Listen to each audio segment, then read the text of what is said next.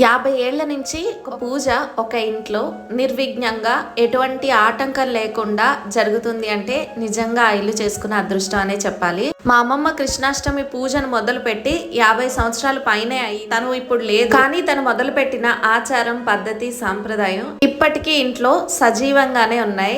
అమ్మమ్మ ఉండేటప్పుడు ఎలా అయితే చేసేదో తన కోడళ్ళు కూడా ఏ మాట తీసిపోకుండా అలాగే పూజల్ని ఘనంగా నిర్వహిస్తూనే ఉన్నారు. కృష్ణాష్టమి అంటే ముఖ్యంగా చేసేది కృష్ణుడిని ఉయ్యాల్లో వేయటం.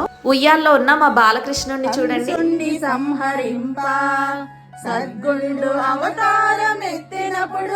ఇలా కృష్ణుడిని ఉయ్యాల్లో వేసి సహస్రనామాలతో కృష్ణుడికి పూజను నిర్వహించి వచ్చిన ముత్తైదులకి తాంబూలం ఇచ్చి ఈ సంవత్సరం కృష్ణాష్టమి పూజని ఆ కృష్ణయ్య మా ఇంటి ద్వారా జరిపించుకున్నాడు.